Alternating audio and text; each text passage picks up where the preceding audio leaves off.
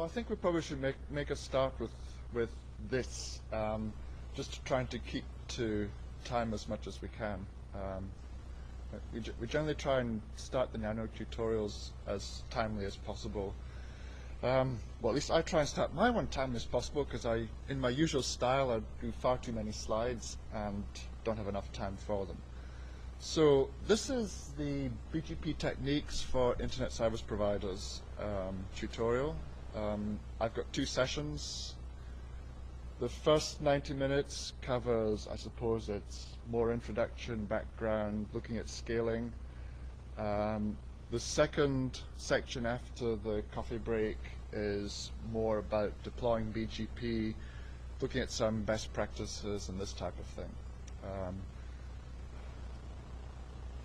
My name is Philip Smith, as it says on the slides.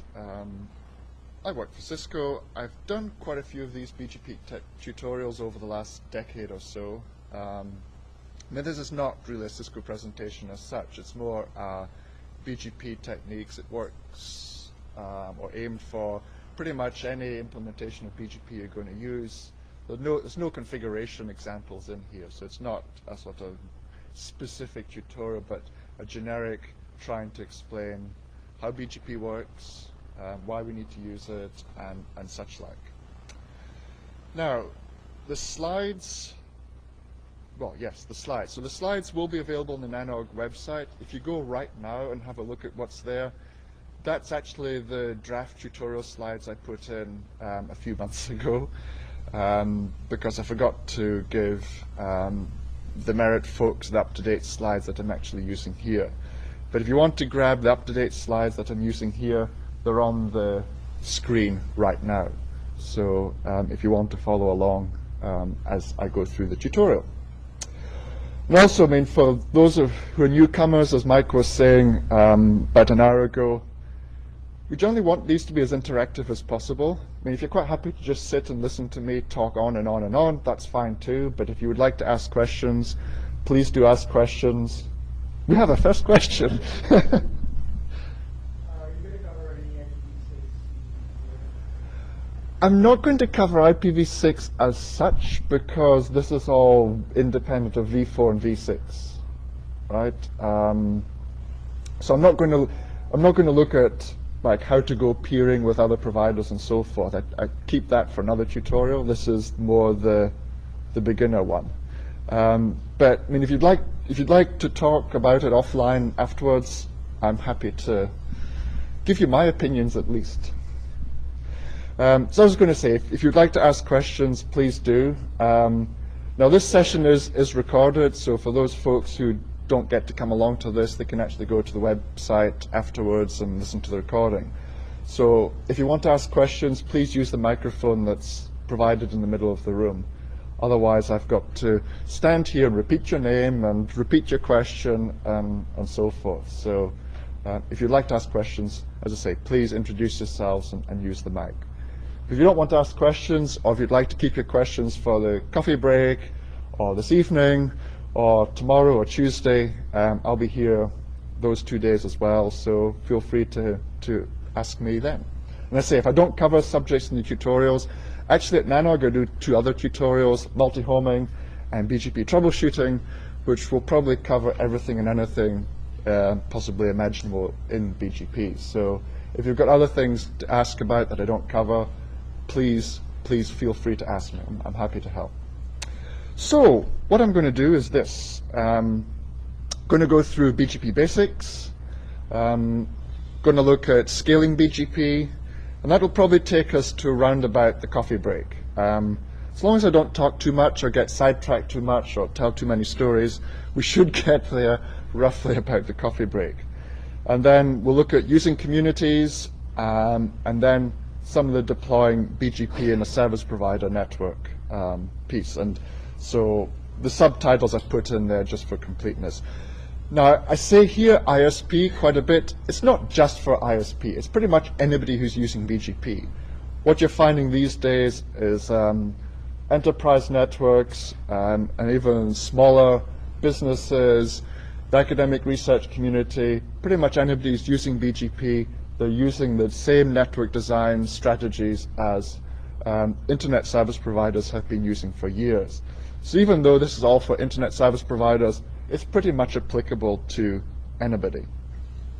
So let's look into the basics. Right, so BGP stands for Border Gateway Protocol. Where did the name come from? Probably lost in history. In the old days, in the really old days, even before I came and did stuff on the internet, the devices that were on the edge of networks that connected to other networks were called gateways. I mean, you still have your default gateway on your laptop or whatever else. So I suppose Border Gateway Protocol name came from the devices on the border of the network talking to other devices that they connected to. So hence the rather, I suppose, stilted or older name. It's what's known as an exterior gateway protocol. In other words, a routing protocol that's used for communicating between different networks, as opposed to an interior gateway protocol, which is one that's used for routers all inside the same network. There's an RFC, so this is IETF standard. RFC 4271 describes BGP. And that is the full technical specification there. So if you're bored one day or 1 week or 1 month and you want to do your own BGP implementation, the RFC will tell you what to do. I don't say that many people have been in that case, but certainly the RFC gives pretty much the specification of all the BGP implementations today. 4276 is an implementation report, so people who have actually implemented BGP have written about the experiences. 4277, again, is just some information from different providers who've been using BGP in the network. I suppose it just all comes part of the BGP standards suite. You know, you've got the technical specification, you've got implementation experiences and operational experiences. The autonomous system I'm going to mention quite a lot, and that's really the cornerstone of BGP, because that is what's used to uniquely identify networks that have a common routing policy. BGP works around autonomous systems. It doesn't particularly care about the routers or the design of your network, whether you've got 10 routers or 500 routers, what make or model they are. BGP cares about the relationship between different autonomous systems. An autonomous system, well, it's a collection of networks with the same routing policy. So as I've got in the picture there, I've just drawn some routers.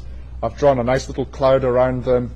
I suppose it's just a fancy way or a router speak way of saying your network, the devices that you're running in your network, the routing devices. So you've got a single routing protocol in there, usually under single ownership. I mean, it's not necessarily so, but I would say 99% of the cases, an autonomous system is used by a single entity to describe the network. You don't get many cases where 2 or 3 companies share one autonomous system. I won't say you don't ever, because I've known of a few cases in the past, but by and large, one autonomous system is representative of one organization and the network infrastructure. Usually single trust, usually single administrative control as well, and it's identified by unique 32-bit integer. Right, so it's a unique integer, so every autonomous system number used on the internet is unique. So when you, I suppose, join the internet, start using BGP, you will get a unique number from your regional internet registry. Now, this has all kind of changed. I mean, if you were around 3-4 years ago and you had heard my slides then, or the talk then, you'd have thought, God, yeah, BGP is very easy, autonomous system numbers. They were 16-bit integers back then. 0 to 65535 was the range. And a few at the top of the range, so 1,000 at the top of the range, were reserved for internal use. So you had about 64,500 that were used on the public internet. But this is the other great depletion. I mean, everybody knows about V4 running out because it's going to run out at the end of this year. And V6 is all the big coming thing, and people are starting to think about doing something about it. Whereas AS numbers were pretty much running out at the same speed and were due to run out at about the same time. It was the run out that nobody noticed. The industry had its act together with AS numbers as well. So About say 2.5, 3 years ago, 4-byte AS numbers appeared. So in other words, the range was extended from 16 bits up to 32 bits. So rather than the nice, simple, original 16-bit range there, and where is it? Where is it? There. The private use only, the 1024 at the top for private use. We now have a whole gamut of other things going on. We've got the 32-bit range, giving some nice big number up to there. Various reserved ones for documentation. Of course, the private range. And this magic AS23456 sitting in the middle, which you're going to see a lot more of over the coming years if you haven't already noticed. So it's very much a 32-bit range just now. The representation of these numbers is still the traditional 32-bit integer format. I mean, in other words, it's called AS plain, although you've heard of some other, like AS dot and AS dot plus. I'll come back to this in the second half when I show you how, or maybe that'd be the end of the first half, when I show you how you actually go about using a 32-bit AS number. It's not some kind of amazing magic or anything. It's pretty much straightforward. It's a nice, simple technique just to make it compatible with the existing 16-bit range. But I'll come back to 32-bit AS numbers in a while.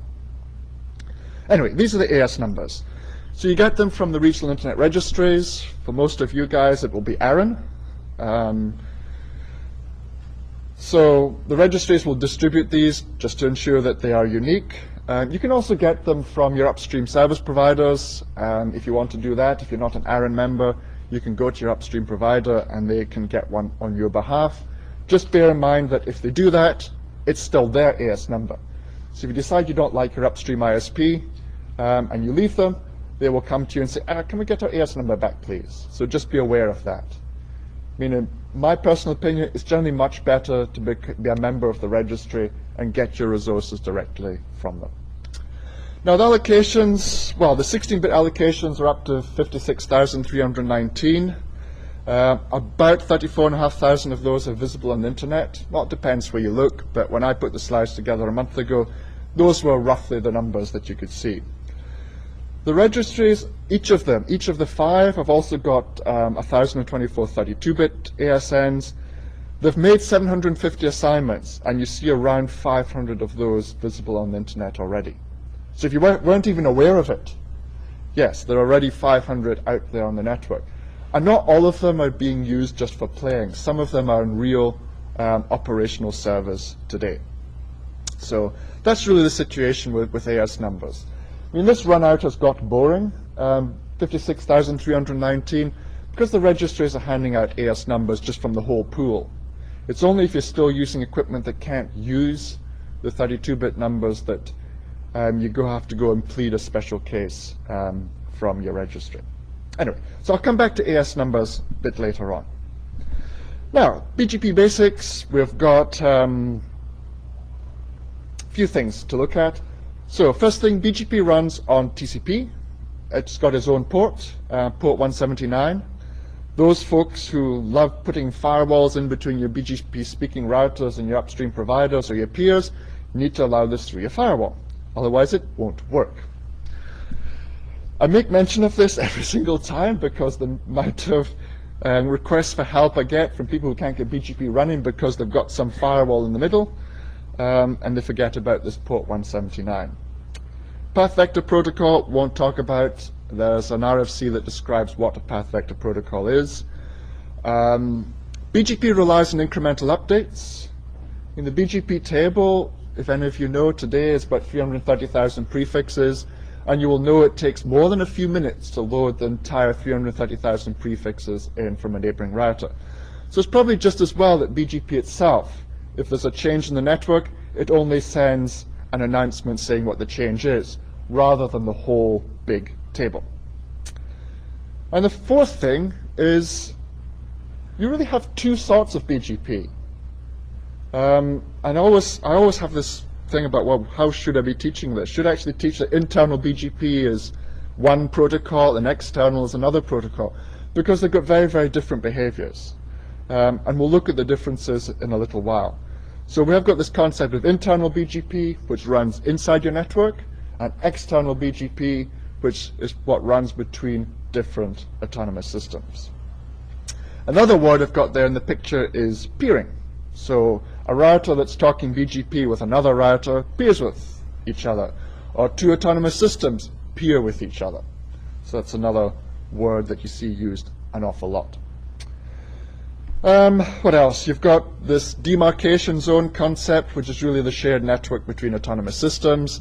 Many people call it different things, but it's by and large, the demarcation zone is the bit of network between two autonomous systems that nobody actually uses, or nobody actually owns. Right? So it's joint ownership, or could be mutual interconnect like this here. I've got three autonomous systems interconnecting like that. How does it work? We learn multiple paths via internal and external BGP speakers. BGP picks the best path. We'll show you how that works in a while. And it installs the best path in the forwarding table. And then the best path is also sent to external BGP neighbors. You implement policies. So, in other words, how you're going to interconnect to different networks. You implement policies by influencing the best path selection. So BGP has a set of rules, which I'll talk about. It has a set of rules about how it picks what the best path is. And you can change these rules, and that's you implementing policy between different autonomous systems. So BGP is actually pretty powerful. Actually, a lot of people find it very intimidating because they see what it can do, how it relates, what the path selection is, and then they're presented with pages and pages of policies of all the things that are possible. And you look at it and you think, oh my gosh, where do I actually start? But if you throw all that to the side, actually it's very, very simple protocol, and if you build things up from the base, it actually becomes very, very easy to manage. Don't be put off by people who say BGP is complicated, because it's not. So, as I said, we have eBGP and iBGP. iBGP is used inside your network, so your router's inside your autonomous system, so in other words, inside your network that you run. They all run iBGP, by and large. That's the typical design. And you use iBGP to carry some or all of the internet prefixes across your backbone. I mean, carrying all the prefixes means 330,000 you have to carry, and all that means. More and more people these days are choosing not to carry the full BGP table because it's a fairly serious resource burden on the routers. iBGP is also where you put your customer prefixes. So your customers connecting to your backbone, whether they're broadband, leased line, hosting, whatever, they all go into iBGP. The days of putting all these customers into ISIS or OSPF, those went 15 years ago. You just don't do that. It simply won't scale if you try and do that. iBGP is designed to carry all these prefixes. And then eBGP is used to exchange prefixes with other autonomous systems. So you can see the two purposes. iBGP, distributing prefixes around the backbone. eBGP is then used to, well, determine what goes between your network and somebody else's. And that's where you implement your routing policy as well. You could implement routing policy with iBGP, but by and large folks don't do that, apart from really getting into some scaling issues that I'll talk about at the end. By and large, your policy is implemented on the edge of your network. And we'll look at the routing policy piece in a while. So the model is this. I mean, I don't know. I always think a picture is worth 1,000 words, and so if I drew a little picture which tries to explain how it actually kind of works. So I've got 4 ASs, I've got 4 buckets there representing each AS. We've got an IGP, which ensures that the routers in the autonomous system can talk to each other. So today, by and large, people are using OSPF or ISIS. Then you've got iBGP. That's so that your customer prefixes get distributed across your backbone, and also so that your backbone can see internet prefixes if you choose to do it that way. And then you have eBGP, which is the thing that really moves prefixes between the different buckets. And you've got your policy that decides what goes between different autonomous systems. So yes, it's a bit of a layered system, and well, maybe it looks a bit complicated rather than just using one routing protocol for everything, but this actually scales. This scales very, very nicely, right? Because you've got the different distinct functions for each protocol. All right, so let's look at external BGP. So here we've got BGP speakers between different autonomous systems. They need to be directly connected.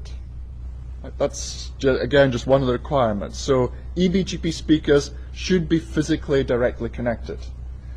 Now, there are one or two exceptions to this, which I'm not really going to look at or dwell on, but by and large, you want to make sure that your external BGP speaker has a physical connection to your neighboring provider's eBGP speaker. The final point there is saying never run an IGP between eBGP peers. I mean, in my time and travels and helping providers around the network, people try and do crazy things like run OSPF here between different autonomous systems just so that eBGP speakers can see each other. This is really, really incredibly bad idea. Because what happens, you run an IGP here, the same one in the join, and the same one here, you could end up with a leakage of IGP between the two different autonomous systems. I have seen this more often than I care to remember, so you really absolutely don't want to go there at all. I mean, it's just bad. So make sure that external BGP speakers are physically connected to each other. I mean, whether it's by Ethernet, point-to-point link, whatever, just make sure they're physically connected. Internal BGP, here the peer is in the same autonomous system as the local router, and the rules are different. Now, eBGP had to be physically connected. iBGP does not need to be directly connected because you've got an IGP running. You've got OSPF or ISIS running underneath. That's why we deploy OSPF and ISIS in the service provider backbone, so that the routers can find each other. That's all we do. So a well-designed OSPF or ISIS will just have your loopback interface addresses in it and your point-to-point link addresses. So I mean, many providers work really, really hard to minimize the prefixes in their IGP. And IGP is only used so that iBGP can find the routers in the backbone. Now, the second thing in the BGP specification is that iBGP speakers must be fully meshed. Now, in 1992, this was fine, because a typical ISP backbone had 5 routers. When we're looking at service providers today with 3,000 routers, and then you look at this requirement there saying, got to be fully meshed, I don't think many people can contemplate a full mesh of 3,000 routers talking to each other. I mean, it's a pretty serious scaling problem here. So we'll come to that a bit later on when I look at the BGP scaling piece. The specification requires full mesh, but these days when people deploy iBGP, they don't do that. Anyway, so they need to be fully meshed because they only originate connected networks. So if a network is connected to the local router, it will introduce that into iBGP. Or if the prefix is heard from outside the backbone, so from another autonomous system, it will be introduced into iBGP as well. iBGP will not take a prefix it learns from another iBGP speaker and pass it on. The reason is to avoid duplicate updates and just routing storms and all this type of thing. So the design principle there is actually pretty good, but as you see, it doesn't scale from the early 90s typical service provider network, which we'll come back to.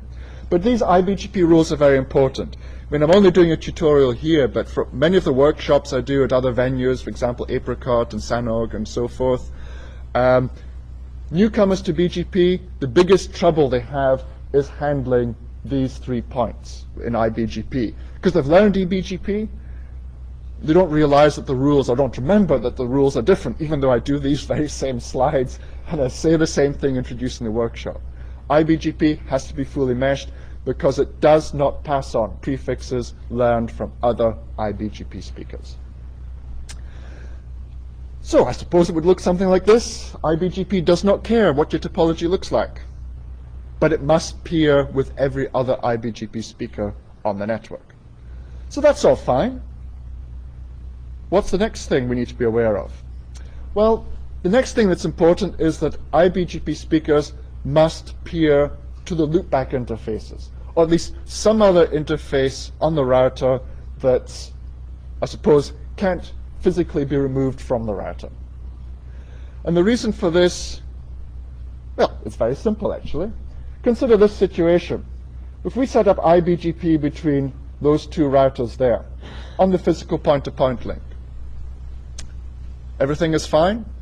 Remember, IBGP only hears prefixes from outside the AS, so EBGP comes there, passed on by IBGP to this router, gets passed on there too, all is great. The prefixes that this one learns from here don't get passed on down to that one. Normal IBGP rules. What happens when this link breaks? Well, because IBGP is being done on the point-to-point link, it goes down. And so prefixes coming from outside the AS land on this router. They're not sent on down here because the IBGP session's gone down, because the link has gone down. So this guy over here sees everything fine, but this route to here, everybody connected to this one, no longer sees anybody connected to that one. So you've got the typical situation.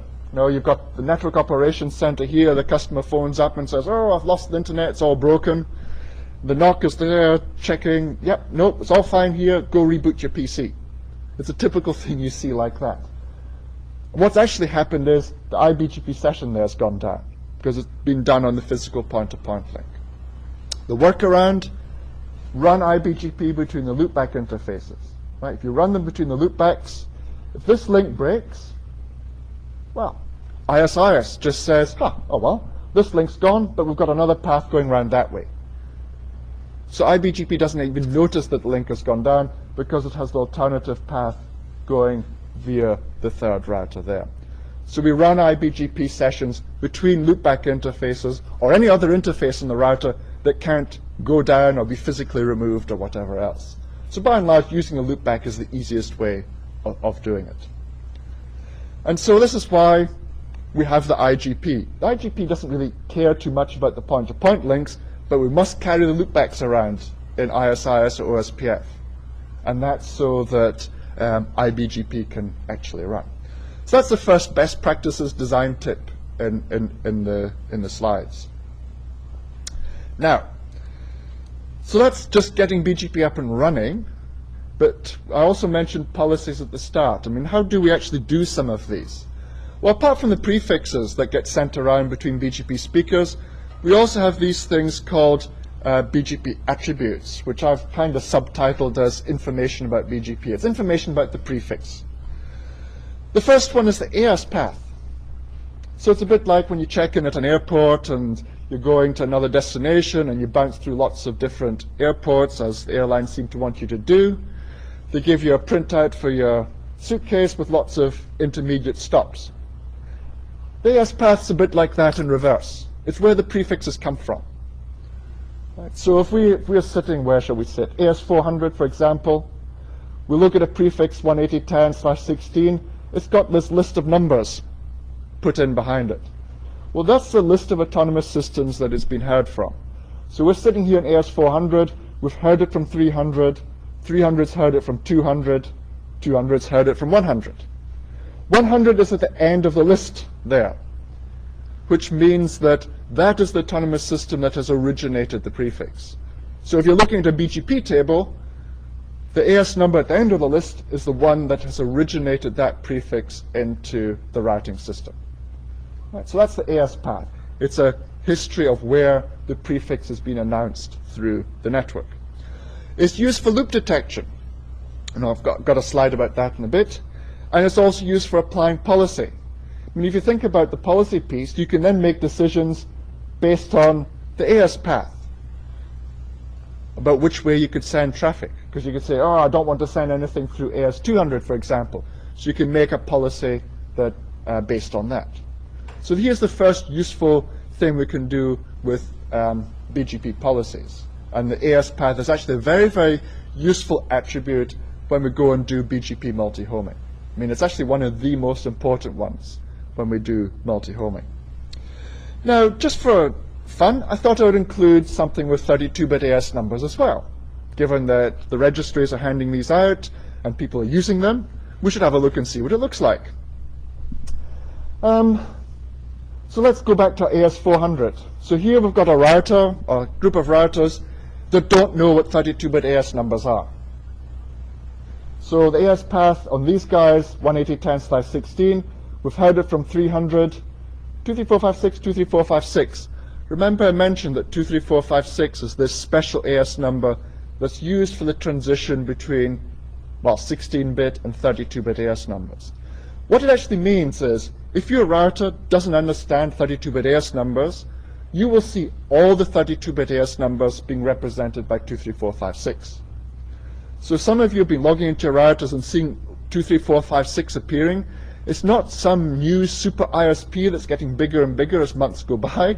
It's actually more and more people using 32-bit AS numbers. Because your router doesn't support them, it doesn't know what they look, it doesn't know how to handle them. And so what's happened instead is 23456 is used instead. And I'll get into the detail of how this works much later on in the tutorial. Whereas if we go to, for example, here AS90000, well, that number is, well, it's beyond 65536, so that's a 32-bit AS number. And if we look on the router there, the AS path to 180.10/16, well, it's large heard from 300, 80,000, 70,000. So it's got the AS path with the 32-bit AS numbers in there. So if your router software supports 32-bit AS numbers, you'll see the AS path as it's really intended. If you don't support it, you see the AS path, but with the 32-bit AS numbers replaced with 23456 instead. So the AS path length looks the same, whether your router supports them or doesn't support them. So that's how we intend things to be. The AS path stays the same. Okay. Now, the loop detection. I mean, this is a bit hypothetical, but this is how the loop detection works. Say AS100 is originating 180.10/16, sends it on to 200, 200 sends it to 300, 300 sends it to 500. We sit on AS500, 180.10/16, there's the AS path. 500 has got a connection going back to 100, so the prefixes all get sent back to 100. Now what the router here does, it says, hang about, I'm seeing 180.10/16, but it's got AS100 in the path. But I'm AS100. That means I must have originated this prefix somewhere else. And because it's originated the prefix from somewhere else, it doesn't accept the inbound announcement. Right? If you see your own AS in the AS path, you will discard the update. And that stops you having prefix announcements going round and round and round and round. So that's another important aspect as well. You have to watch this. If you mistakenly use the incorrect AS number for any of your AS announcements and so forth, like you use somebody else's AS, you will never get access to that network. Some people do this on purpose. This is just a side note. You don't do this, but say some people do it on purpose. You've probably heard of something called AS path poisoning.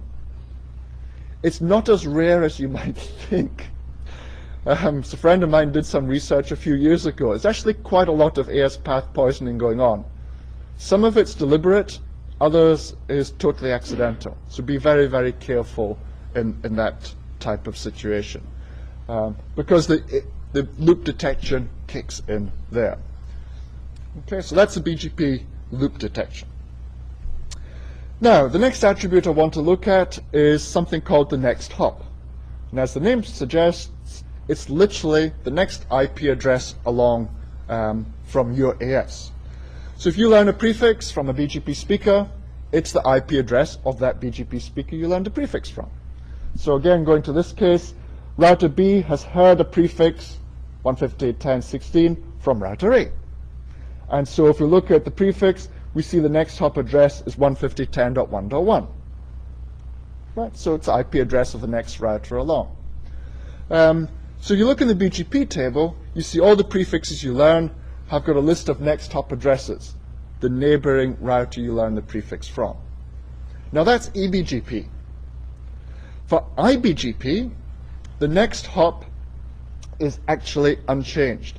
So the next hop, see this router C here, learns a prefix by IBGP from router B. It does not change the next hop. The next hop is still the external address from the AS number. It doesn't change the next hop address to router B. This is the default BGP specification, default behavior. So there's a bit of an issue there. Router C has to know how to get to 150.10.1.1, the external address, which means that you have to carry this point-to-point link address around in your ISIS or OSPF just so that router C knows how to get to the outside. If router C doesn't know how to get outside, as we'll see in a bit, it considers the next hop invalid and will not use the path at all. Again, this is another thing where people who are learning BGP fall over. I mean, I can stand in the tutorial and talk about it, but folks do it in the workshop. They forget to carry the external point-to-point links around in their IBGP, and they sit there with a BGP table but can't ping anything. Okay, so really important, don't forget to carry external point-to-point links around in your IGP. There's a problem with this. Again, it does not scale, and I'll mention that in a few slides too, what the alternative is. Now, what about IBGP? Well, next hop in IBGP, for example, if router B is originating, say, a customer-connected network by IBGP, we've got a full mesh IBGP here. We sit on router D, have a look at what we've heard.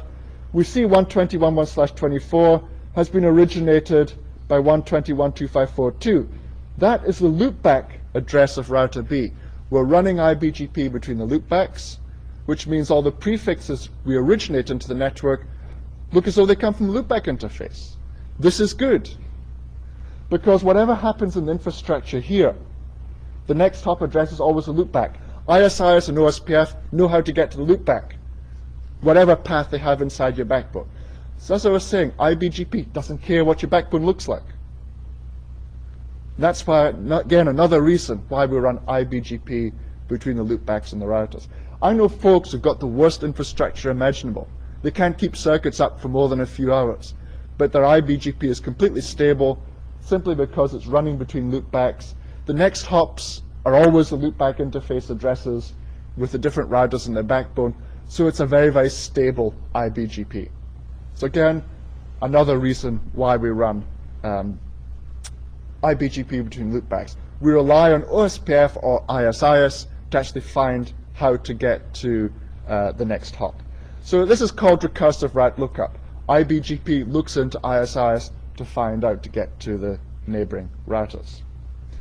Third-party next hop you've got to be aware of. This is not something that you can configure. It's just an efficiency, just as part that comes as part of the implementation. For example, if router B here is set up eBGP with router A, so router A sees the next hop is 150.113. But if router A has an eBGP with router C and AS200, router C is not going to change the next hop address to point to router A because it's on the same LAN as AS201, as router B on AS201. So even though the prefix announcements goes from B to A to C, the actual traffic flow will go from C directly to B. Folks at Internet Exchange Points want to be aware of this, because you may end up with traffic patterns that you didn't intend to have. By and large, it shouldn't be a problem, but if you're at IXPs, you need to be kind of aware that this is going on. It's not a bug, it's simply BGP being efficient. You know, why send packet from C to A to B when it's on the same LAN anyway? Why bother do the double hop? Now, the next hop best practice. So BGP default is that the external next hop is propagated unchanged to IBGP peers, which means IBGP carries, not IBGP, ISIS or OSPF has to carry your external next hops. Now, this means for every single customer you connect or every single BGP peer you have, you've got an external point-to-point link address. Now, an ISP's design is to minimize what's in ISIS or OSPF. The fewer prefixes, the faster it converges, and so forth. So if you've got to carry all your external next hops there, you start ending up with a very, very big IGP. And that doesn't scale either. It converges slowly. Customers start getting annoyed because breaks in your backbone mean that they get knocked out for a minute or something. ISP best practice to actually change the external next hop to be that of the local router. So in Cisco speak, it will be next hop self. Your own vendor will have their equivalent configuration. And that's industry best practice. Most service providers I know are doing this. So they change the external next hop to point to that of the eBGP speaking router rather than the one on the neighboring autonomous system. And that way you don't have to carry any external point-to-point links around in your backbone. So summary of next hop. IGP should be used to carry the route to next hop, so put all that in your OSPF or ISIS. We use recursive route lookup. ISIS and OSPF are good at finding next hops. BGP is not good at finding next hops, so use your IGPs as they were intended. Because this means that BGP doesn't have to care about your local topology. Also, change external next hops to be that of the local router. So next hop self, and that means you've got ISIS or OSPF doing all the intelligent forwarding. Much better for that than any other way. Okay, next attribute. This one, well, I consider this one historical. The red italic, well, red words there are mine. It doesn't say in the BGP spec this is historic, because it's still there. But I consider this historic, because Origin was used when the internet transitioned from using the old EGP protocol to using BGP. I mean, this was years and years ago. But the attribute is still there.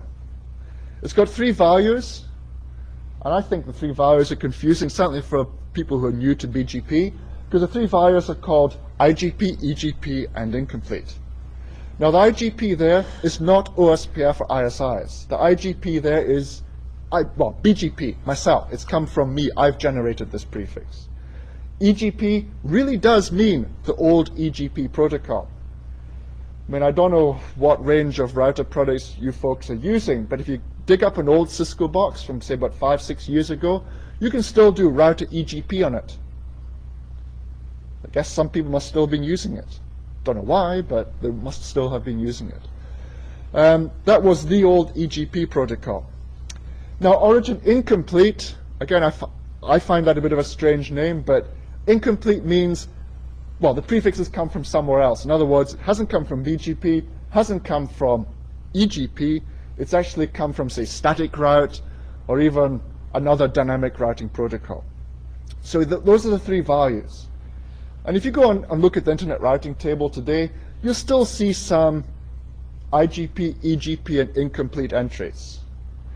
Some ISPs still make policy decisions based on the origin of the prefix. I mean, they've taken over the meanings for their own requirements. But incomplete is usually caused by somebody redistributing a static route into BGP. Aggregator, well, that's another attribute. I haven't really found this one terribly useful in all my years. It conveys the IP address of the router that generated the aggregate. It's optional, you don't have to set an aggregator. It's a transitive attribute, so once you set it, it gets passed around the internet. Useful for debugging. I say I've never really found it that useful, but other folks do. It's not really used for anything else. It just tells the world which router generated an aggregate. Now, here's probably, well, the second useful multi-homing attribute. I mean, I'm not actually doing a multi-homing tutorial this time around, but this one, local preference, is very, very useful for multi-homing. You've got this situation. Now, for us as humans, this is easy. We look at this. We want to get to AS100. We're sitting in AS400. We need to make a decision. We're good. We can make decisions. Well, most of us can. We have got brains that let us think. Routers, they're just computers. They're stupid. They do what they're told. So you can't just tell router C, I'll just go pick a path to get to AS100. You actually have to tell it what to do. And that's where local pref comes in. Like, local preference lets you determine best path from your network here out to somewhere else. So for AS400, we could go through 300, we could go through 200. So what we do with local preference, we get announcements, AS100 coming into 200, coming into 300.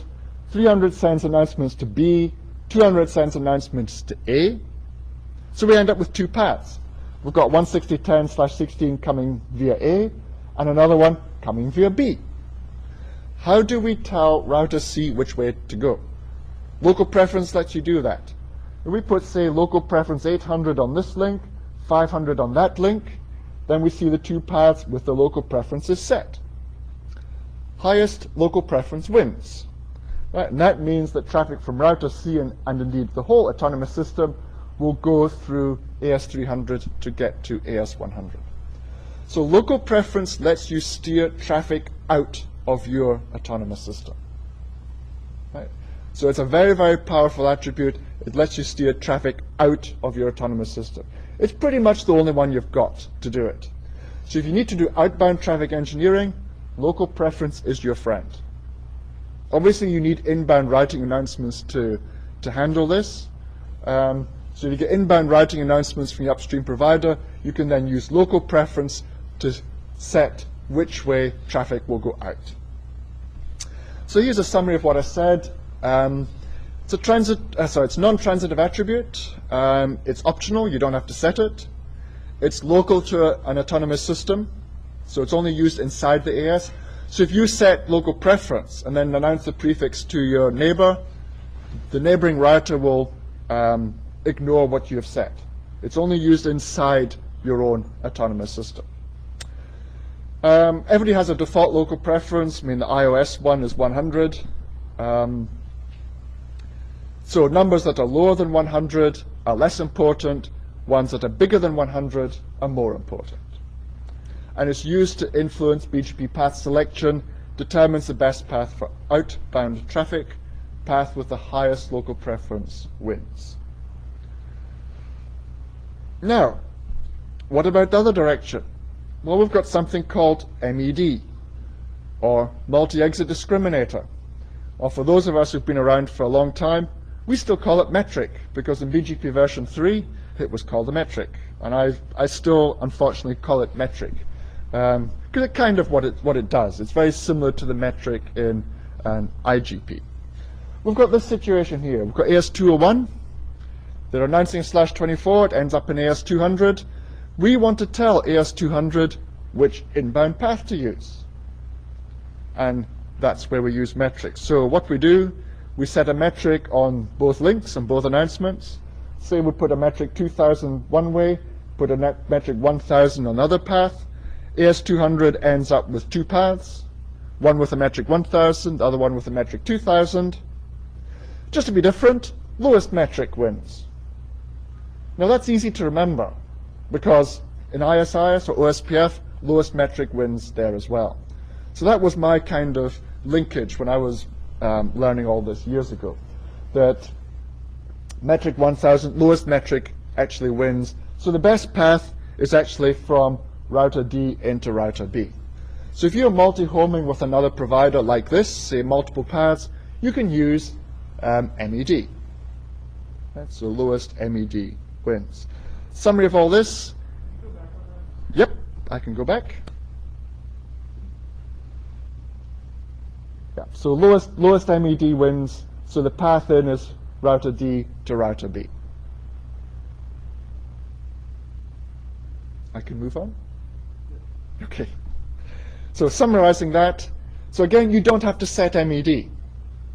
It's a non-transitive attribute, so it's only used on eBGP peerings. So it's visible inside your AS if it's an MED learned from somebody else. It's visible inside your neighboring AS if you send an MED to them.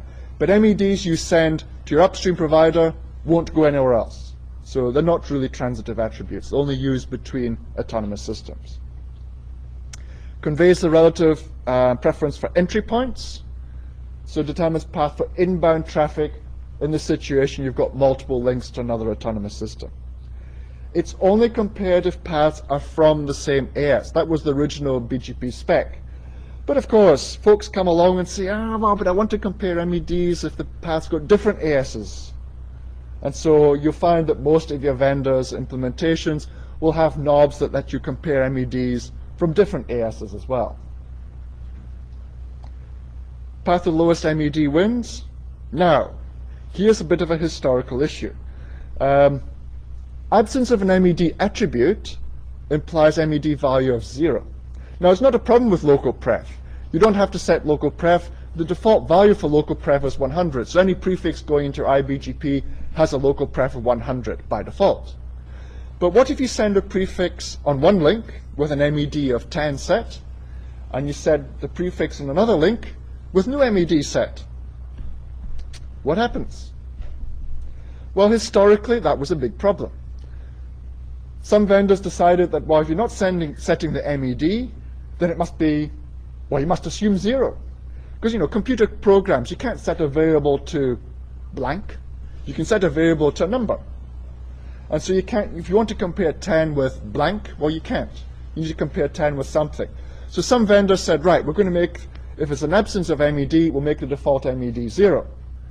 Others decided that, oh, well, if they're not bothering to set MED, it must be really, really unimportant path. So they'll make it big number, 2 to 32 minus 1 or 2 to 32 minus 2. So you had a situation where you're multi-homing between two providers, and they use different vendor equipment. One provider set MED on one path and not another one. So the one that didn't set MED, they wanted to be best path. Whereas the other ISP says, oh, okay, he's not sending MED there, so best path is the one with the MED set. So you had this metric confusion. What that's actually meant is that a lot of providers don't actually support MEDs anymore. If you send them an MED, they'll ignore it. They just overwrite it with a local preference or something else. Okay, so beware of that. Don't just assume that you can use MEDs with a peer of yours. Ask them first if they actually support it. If they support it, it's okay. If they don't support it, then, well, if you can use MEDs for all you want, nothing will actually change. The problem really came because the original BGP spec didn't make any recommendation. RFC 1771 said nothing about absence of MED. 4271 fixed it. But 4271 has only been out, what, 4 years?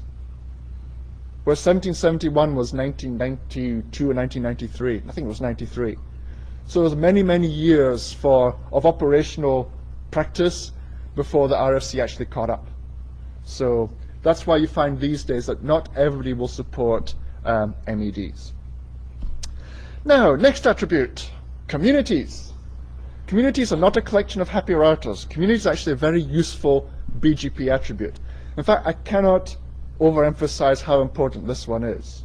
I mean, one of the things I do in my day-to-day job, helping a lot of people with multi-homing, traffic engineering, that type of thing. And I see some of these fiendishly complicated BGP configurations, and then I say to the folks, why don't you use communities? And they go, what's that? And I find that quite amazing, because communities have been around since 1996, probably, 95, 96, thereabouts. Yet there's still providers who have never heard of them or think they're too complicated. And I've done many, many reduction of complicated policies that were many, many pages long to probably within a page of A4 or less, simply by using BGP communities. I'm not going to spend too much time on this tutorial. I'll spend more time on the multi-homing one, but at least introduce you to communities so you see how they work. Amazing labor-saving device. It's another 32-bit integer, represented as two 16-bit integers. Generally, people take the local AS number and then a colon separator, and that gives them 65,000 or so numbers that they can use for their internal policies, which is more than enough for most folks. Usual thing, we've got some reserved. The first 65,000 are reserved, the last 65,000 are reserved, and then everything in the middle you can pretty much use as you want. So this is a common format. I'm not saying you must do this, but you'll generally find that ISPs today will put their own AS number in here, generally. I'll show you some examples much later on. Communities are used to group destinations. So up to now we've had We've had an AS number to describe a network. But what if you want to describe groups of customers, or maybe policies towards particular peers? How do you do that? Now, in the old days before communities, the way we did this, we used lots of AS numbers. When I grew up with an ISP that had 3 or 4 different AS numbers to implement all these different policies. And when communities first appeared, you know, it was salvation for us. We ditched all these other AS numbers that we were using, and we used communities instead. And the configuration just became much, much easier. It was easier to design the network as well. So it's a bit of an understatement there, saying very useful in applying policies within and between ASs. You find many, many transit providers are now using communities and want you as their customers to use communities for your policies, BGP policies, rather than phoning up the network operations center every other day saying, yeah, can you tweak this, or can you move that, I want to change this.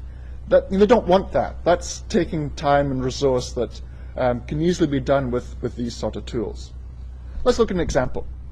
So here's before we had communities. Oops, where did it go? We've got a transit provider here. We've got one of their customers there. Connects to router C. We set up a filter. The filter says, yep, let's allow this address block inbound. We set up another filter here in router E going to another provider. Yep, we need a filter to allow that prefix going out. That's fine. We've touched 2 routers to set up filters. When another one comes along, AS200, right, we've got to update a filter here. Guess what? We've got to update a filter there. Now, if we go back a few years, we didn't have any of the wonderful tools that we have these days. I'm going to talk about some of those later on. When we added a new customer in 1994, what did we have to do? Yep, we set up a filter here. We then had to wait for our maintenance slot to update the filter there, because updating a filter in the old days was, you added in the prefix filter, you had to tear down your BGP session and bring it up again. And you didn't want to do that in the middle of the day. We had 2 maintenance slots. It would be Tuesday and Thursdays, 4 a.m. to 7 a.m., and that's when we had to reset BGP sessions so that we could give our customers transit. So imagine a poor customer who came along on Thursday, about 9 a.m., got connected, and was told, yep, we'll give you internet access next Tuesday at 4 a.m. It's a bit like you walk into a mobile phone shop, get your mobile phone, and they say, yeah, we'll activate you next week. Mind you, maybe some mobile phone companies do that. So certainly in Australia, where I live, that seems to be happening more than I'd really want. But that's the sort of thing. Generally, when people get connected, they want to use it there and then, not like 3-4 days later on when you can reset your BGP session. I mean, we're talking 15 years ago. Things have moved on a bit. But when communities appeared, this actually fixed it for us. Because what we did then was we put this particular customer into community 300:1. So again, we set up the filtering here so he didn't send us junk, but we tagged his prefix with a particular community. And this router here, router E, says, if you see a prefix that's in community 300:1, let it out to AS400. So when you connect your next customer, AS200, it magically automatically gets out because your filters are already there. You're no longer filtering based on prefixes. You're filtering based on the community. As long as you give them the right community membership, they automatically get out. So when the first alpha code appeared from Cisco, guess what we did? We started using it pretty quickly because it got rid of the maintenance slot pain for getting announcements out to, of our customer announcements out to our transit providers. And then, of course, if you connect somebody else up, you put them in a different community and you do all your backbone edge filtering based on communities. And so generally, if ISPs invite me in to sort of sort out policies and such like, I'm going, right, the first thing we're going to do is ditch everything here and we're going to use communities. And it seems a bit intimidating at first to have all these funny little numbers replacing long, long filters. But once folks get used to the idea, they think, why don't we do this from the start? It's so simple. Anyway, there are 4 well-known communities. There's the no export community, which means do not advertise to any eBGP peer. So you've got a prefix that you only want to say send to your neighboring provider. As you announce it to your neighboring provider, you do no export. And that tells them, do not send this to any other eBGP speaker. So I'll show you on the next slide how that works. No advertise. It's a simple way of saying, do not advertise this prefix to any BGP speaker. So you may have a prefix coming in that you don't want to send out by iBGP. Just use no advertise. Much easier than putting prefix filters on every single BGP neighbor.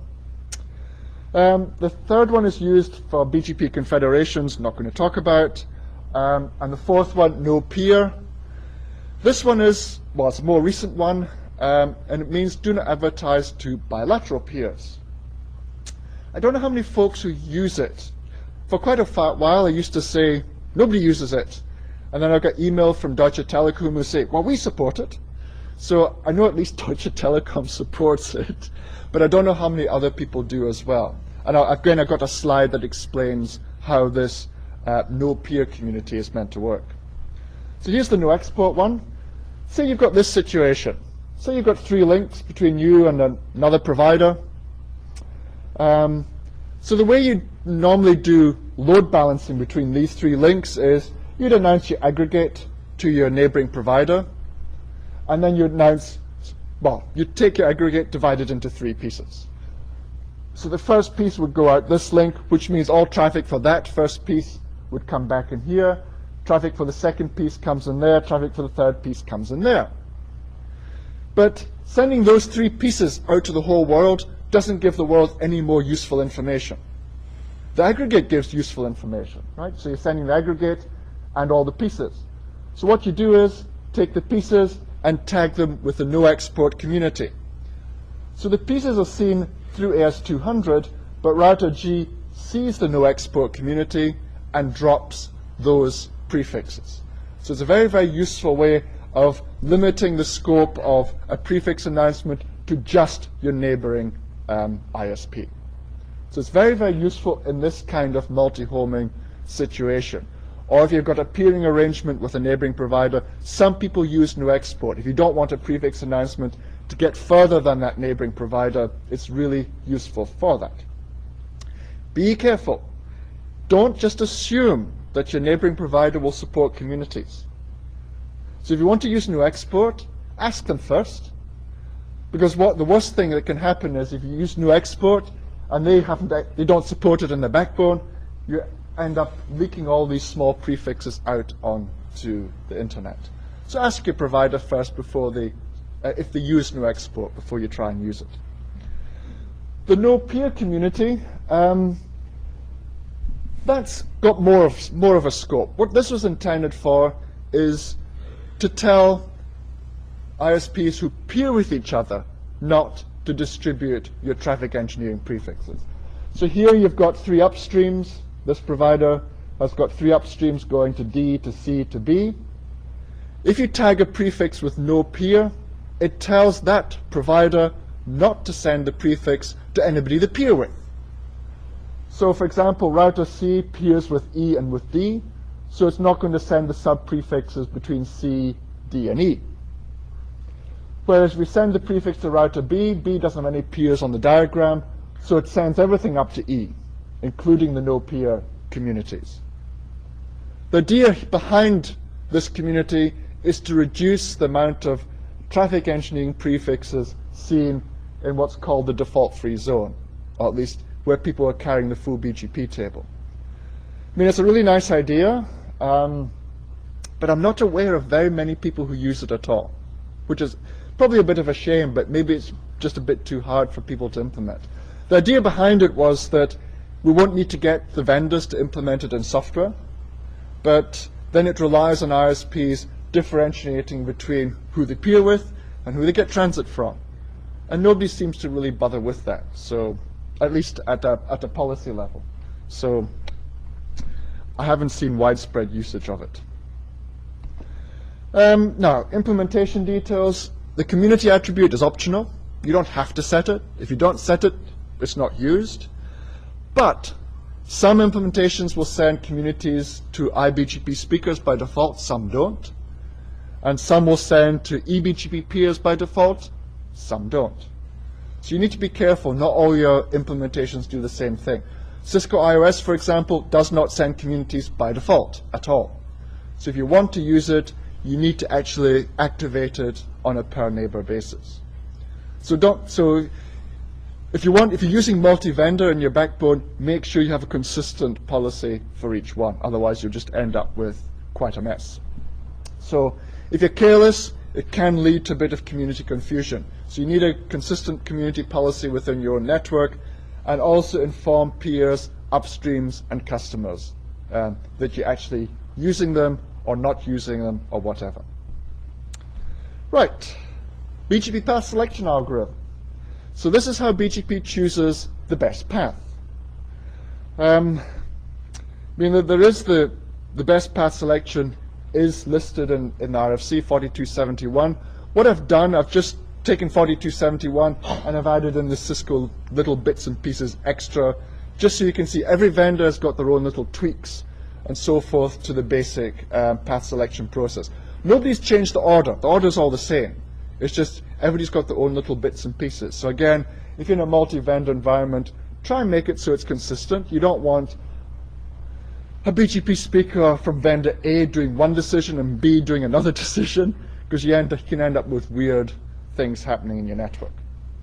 So the first one, do not consider path if there's no route to the next hop. Well, remember what I was saying about the next hop being reachable? That's pretty important. If your router can't reach the next hop, then the path is not used at all. Do not consider iBGP path if not synchronized. That's weird only for Cisco IOS, so everybody else can ignore that one. Nobody's using synchronization anyway, I hope, in the network, so that shouldn't be a problem. If you don't know what it is, you probably don't need to know about it. If you know what it is, then you'll know what I'm talking about. Step 3, highest weight. Now again, weight isn't part of the BGP specification, but pretty much everybody has implemented weight. Weight is local preference, but just for the local router. So if you want to have a local router to have a policy that overrides the local preference policy used across your backbone, you would use the BGP weight. So weight comes before local preference. Highest local preference. So if you've got two paths to a destination, highest local preference wins. If the local preferences are the same, we move on to the next one. We prefer the locally originated route. So if the router has originated the prefix and it's also heard it from somewhere else, we prefer the locally originated one, obviously, I hope. We then pick the shortest AS path. Again, if we've got no decision, pick the shortest AS path. Why jump through 10 ASs when we can get through one? Kind of makes sense as well. You want to take the shortest AS path to somewhere. If the AS path lengths are the same, page 2. We pick the lowest origin code. By and large, this is just IGP. As I say, some people use the origin code to try and get path selection happening at this particular level. If the origins are the same, we then look at MED. We take the lowest MED. And the paths are only compared if they're from the same autonomous system. So same neighboring autonomous system. If they're different neighboring autonomous systems, the paths are not compared. But some people want to always compare MED. In other words, if they compare the MED no matter what the AS neighbor is. Some people want that. And another one, which again, I think this is default on most implementations apart from iOS, is BGP deterministic MED. Now the original BGP spec didn't say anything about how to store the paths in the BGP table when you heard them. So iOS would just store them in the order they were heard. Because the thing is, when you've got 20 paths to the same AS, well, you do your path selection through the 20, okay, it might be number 4 that wins. But if you do maintenance on that link, the link goes down, it could be number 8 that wins the next time. So you get a different result every single time. So that's not very good. And so some of the big providers with multiple links inside between each other, this was actually really bad. So the deterministic MED fixes that. It orders the paths by AS number, so you always get the same result. I actually recommend folks who are using iOS to make sure that's a default in their router. I think, as far as I know, every other implementation does the ordering properly, so you get the same result each time. So this is really a kind of historical thing. But I guess that happens from being around a long time. Now, if the MEDs are the same, we then prefer eBGP path over iBGP path. So if you're sitting on a router, you've got an external path and an internal path. Well, that means that the prefixes come from outside the network, so we prefer that path. Why carry the traffic across the backbone when it's not going to our customer anyway? Get rid of it. so-called hot potato routing. In other words, it's not yours, get rid of it. It's too hot to handle, get rid of it. If that's not a situation, like there could be two iBGP paths, then we move on here. Path with the lowest IGP metric to the next hop. That means, well, the one that ISIS or OSPF thinks is the best way out to the backbone. So it's usually highest bandwidth, fewest hops, whatever, however you've chosen to configure your IGP. In other words, again, fastest way out of the network, or highest bandwidth way to the origin. And if that's not working, you're starting to get desperate. Right? This is the last page. You're starting to get desperate. We pick the lowest router ID. So in other words, the lowest IP address of the router that originated the prefix in your network. And given these can change, this is starting to get a little bit unpredictable. So if you're relying on BGP to get down into router IDs and so forth, things are starting to get a little bit not good. And if the router IDs are the same, well, shortest cluster list, I'll come to that when we talk about route reflectors. And if that's not doing anything, BGP really is desperate now. Lowest neighbor IP address. Now, the IP addresses have to be unique on your backbone, so it will be able to make a decision here. Right, so this is the last desperate thing that BGP does to figure out the best path. Now, you implement policies in BGP by influencing how this path selection works. So you can see, looking at these 3 pages, where you can actually tweak things, like the AS path length, like a local preference, like MED, and such like. Okay, all these can be used to influence policies in your network. Now, in multi-vendor environments, make sure the path selection processes are understood. Don't just assume they're going to be exactly the same. Yes, everybody implements RFC 4271, but they add their own little knobs, bells, and whistles. So there, it's a real shame if you have vendor A with one result, vendor B with another result, because it leads to really weird stuff happening in your network. So what to do is set the knobs so you end up with exactly the same thing in your network. Now, applying policies. I mean, I could spend a long time on policies in BGP, but that means going into the policy language for all the different BGP implementations. I mean, years and years ago, I used to do that, but then there's so many different implementations, and they've all got the different policy languages, it would be a tutorial in itself. And so I haven't done that. So I've really just done an overview of policy. Now, network operators really rarely plug in routers and just go. I know some people would just love it if you could plug a router in and it could automatically figure everything out. It might happen one of these years, but right now we have to sit down and configure things ourselves. So the external relationships that a provider would have are who they peer with, who they give transit to, in other words, customers, and who they get transit from. Those are the 3 key BGP relationships that you have. So again, multi-homing tutorial, I cover this in more detail. This traffic flow is also where you want to apply policy. I mean, as you all know, whatever capacity you put in, it gets filled up. That's just the nature of internet traffic. So what you need to try and do is figure out traffic flow to give the scarce resources to those who actually, well, I suppose, need it, want it, pay for it, usually pay for it. Try and avoid congestion as much as possible, which is, well, relatively hard to do. All this is called traffic engineering. And it's been called traffic engineering for years and years and years, long before MPLS ever appeared.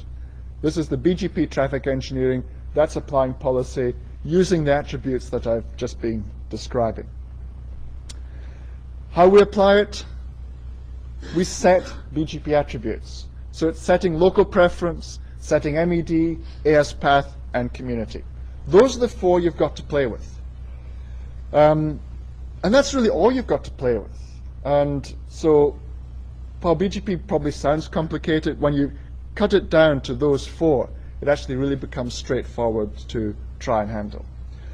You can advertise or filter prefixes, just do that plain. You can do it based on AS paths or the actual AS numbers themselves. You can make decisions about which transit provider you want to go with for particular traffic. You can look at traffic flows in your network, see who your popular customers are, see what popular destinations are, and this type of thing. So you can do this by AS number or by AS path. And you can also do it by communities. Some of your transit providers will have extensive community policies, which means that you can send them particular communities to do particular things with your prefixes. So it's a very, very rich tool set. It certainly can be quite complicated if you wanted it to be so. So most implementations have got tools to manipulate prefixes, so prefix filters and such like, do AS paths, manipulation, filtering, and all the community language stuff as well. As I say, the policy language for every implementation is subtly different, and to try and do a tutorial on that would occupy 90 minutes in itself. So I don't cover any of this here, but learn your vendor's policy language, and handling these attributes should be relatively straightforward. Now, the next piece I want to look at is BGP capabilities. So we've done I suppose the BGP basics, how it starts off, what the main requirements are, the specification and so forth. But bear in mind that a lot of the specification was done in the early to mid-90s. Things have moved on a little bit since then as well. We've had lots of things appear. And this functionality called BGP capabilities lets us extend BGP to support other things. So other things in quotes. So there's an RFC, of course, to cover that, 2842. When a BGP open session starts up, or BGP session starts up with an open message, the BGP speaker says, which capabilities do you support, or whatever the language is. Do you support this? Do you support this? Do you support this? And the various capabilities or extra features in BGP that are now available. So here's a list. I think this is the current list. For example, multi-protocol. Now BGP started off supporting only IPv4 and only unicast. And I think it was the multicast folks came along and said, oh, we should use BGP for multicast. And the V6 folks came along and said, oh, we should use BGP for V6. So BGP moved from being unicast V4 to becoming multi-protocol. And so we had this multi-protocol capability. Route refresh I'm going to talk about next. Outbound route filtering, I don't know how many people are actually using that. I mean, it has been implemented. Multi-routes to destination, again, don't know how many have really implemented that. Extended next hop encoding, again, don't know. Graceful restart, some folks are using that. Support for 4-byte AS numbers. That's important. We'll talk about that in a while also. Right, so these are all extensions to BGP. So if your implementation supports it, when it opens up a BGP session with a neighbor, it will do the negotiation with the neighboring routers to cover all these capabilities. And generally, if you look at the neighbor status, the detailed neighbor status on your implementation, it'll tell you which capabilities it has negotiated. So I think these are the current ones. So these three ID means there's still an internet draft state. So it's kind of still being worked on. So the multi-protocol extensions, as I said, that makes BGP multi-protocol, supporting V4 multicast, V6 multicast, VPNs, and everything else. Route refresh, I'll talk about. 32-bit ASNs, I'll talk about. Right, so the BGP scaling piece. Now, the original specification implementation was fine for the internet for the 90s because we had 5 routers in each network, or something like that. They certainly weren't big. And it didn't scale. I remember the days when a certain large ISP's iBGP fell over at about 60 routers or something, because they're running at full mesh. And, well, that was just one of the many reasons why the way the BGP is today, well, reasons why BGP is how it is today. So how do we scale iBGP mesh beyond a few peers? I mean, 10 speakers in full mesh is probably fine. More than that, you really want to look at something else.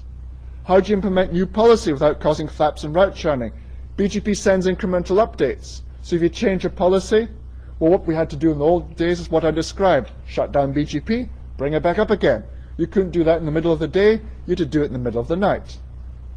So how do we stop having engineers get up at 4 a.m. to reset the BGP session? Keep the network stable, scalable, and simple, and so forth. So we're going to look at a few things.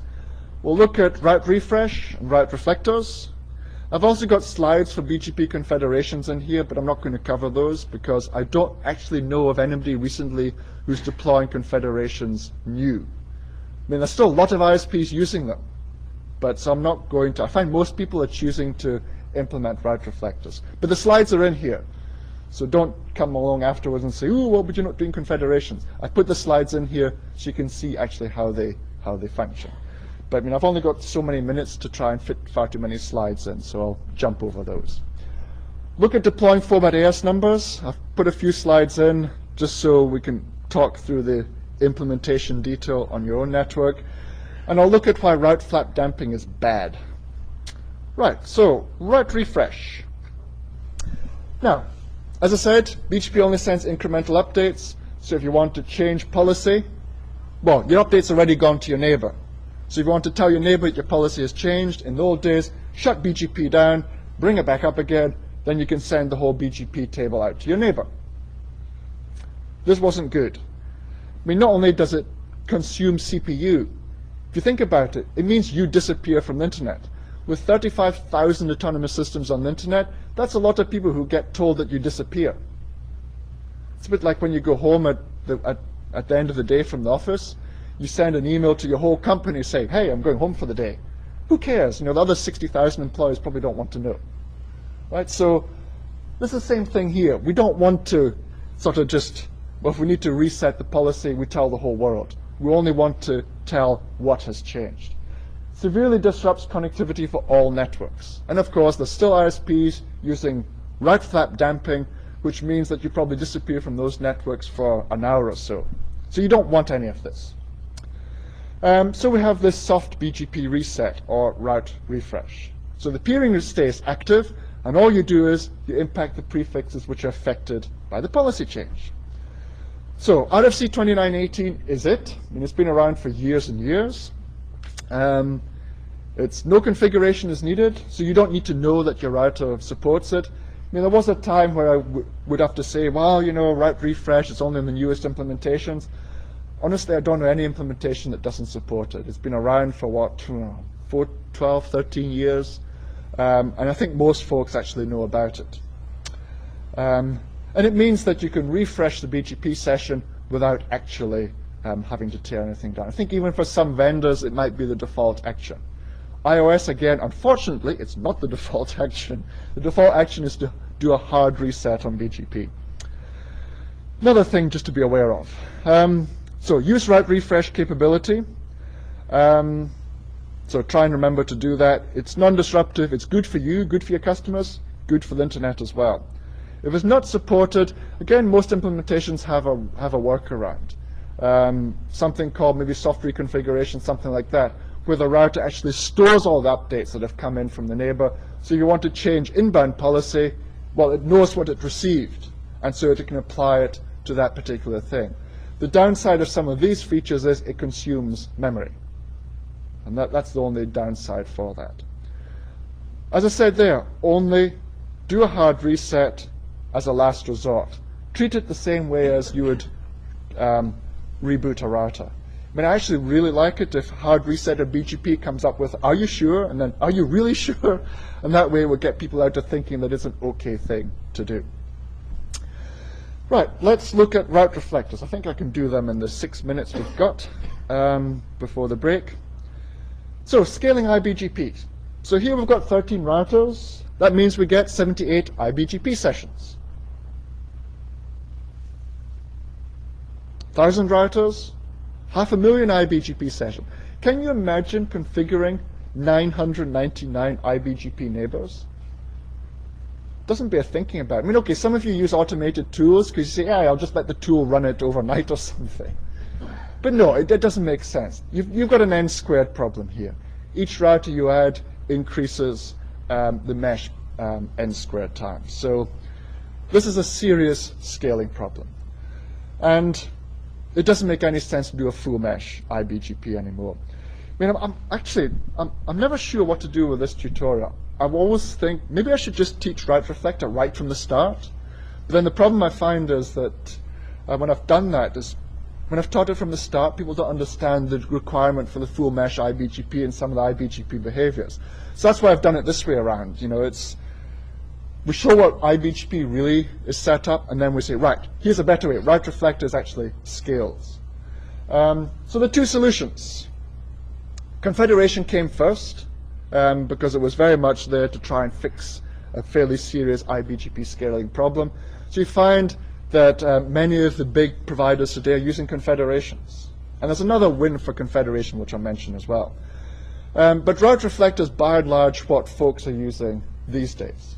And when you look at it, you think, well, why the heck didn't they just do this from the start? Because it's such a simple fix. Now, this is how the normal IBGP speaker works. So a prefix comes in from the outside to router B. B sends it to A, B sends it to C. A does not send anything to C at all. And so what a route reflector does, it converts router A from being a normal IBGP speaker into a route reflector. So what it does, it takes a prefix it learns by IBGP and passes on to router C. Beautifully simple, which means that router B no longer needs to talk to router C directly. That's all that the route reflector does. You've got one configuration on router A that says that C is a client. In other words, any prefix learned from another IBGP speaker, I should send on to router C. It's beautifully simple. And this is really, by and large, what everybody is using these days when they deploy IBGP. Which means that your network, rather than going from full mesh IBGP, as this could have been, it looks quite structured and hierarchical like that. It actually looks amazingly similar to how you deploy OSPF, or even for some folks who use it like that, ISIs. In ISIs, you can use areas as well. But it looks, you've got your core network, which router A, B, and C are there, and then you've got your points of presence or regional part or whatever as the clients around the edge. So you've got your route reflectors in the middle, you've got your clients at the edge. Router A, B, and C are what are called route reflectors. In other words, the prefixes they hear from normal IBGP speakers get sent to clients. Prefixes they hear from clients get sent to other clients and normal IBGP speakers. And you no longer have a scaling problem. Like router A, got 5 neighbors, not 11. And the clients up here have only got 1 neighbor, not 11 as they had before. Right, nothing else changes. You don't need to touch OSPF or ISIs or anything like that. All that changes is the number of neighbor configurations that you have to set up. You can just generally set things up like this. Some ISPs choose to have an IBGP running between all the clients. Generally, some of the big networks where they have, see these are regional POPs, they'll set up an IBGP mesh between the route reflector clients as well, because these may be route reflectors for local POPs or something. So they choose to set up a full mesh like that. You can do that if you want to. Another thing is, if you are using confederations, you can use route reflector inside the confederation as well.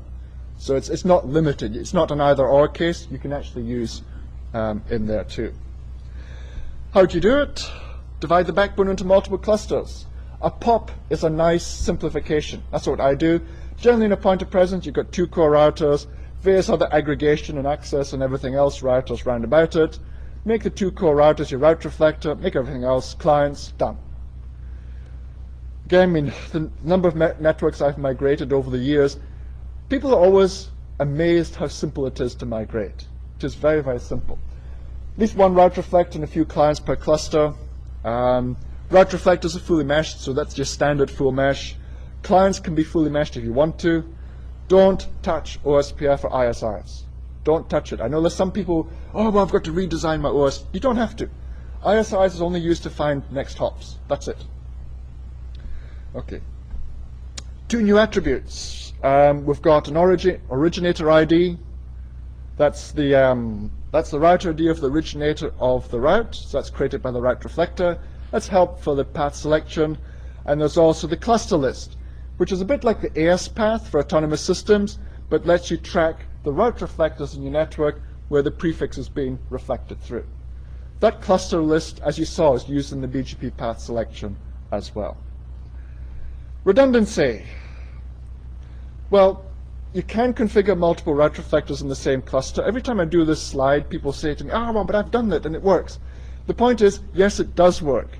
What I'm trying to avoid is people setting up one route reflector on the west coast of the US, another route reflector on the east coast of the US, claiming they're in the same cluster, and then having the network break when a link somewhere in the middle of the country falls over.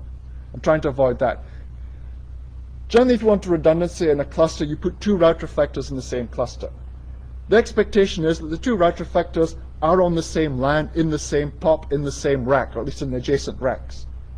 That there's nothing in between them. It's just that people have ignored that rule of make sure there's nothing in between, and have made them geographically separated, hugely separated, and it's caused huge amount of problems. So if you want to try and keep it simple, generally what I try and say to folks is, well, if you know what you're doing, put the two reflectors in the cluster, it gives you redundancy. But just do it this way. And what I do is, you've got your two core routers, just make them different clusters. Because your client here can quite happily speak to two route reflectors. Yeah, you probably get one or two extra BGP updates and so forth, but I've never seen this a big deal. I've never seen this as an issue. I mean, you could probably have some kind of technical discussion about the merits of this. I know there's various things going on inside Cisco about the merits of this as well. But in my operational experience, I've done it this way, and it's worked fine. I've never run into the issues of having two route reflectors with this geographical separation mess. So this seems to work just fine. So route reflector solves the IBGP scaling problem, doesn't affect packet forwarding. Normal BGP speakers coexist. The only ones that need to know the route reflector magic are the actual reflectors themselves. Your clients just think they're talking IBGP. Use multiple reflectors for redundancy.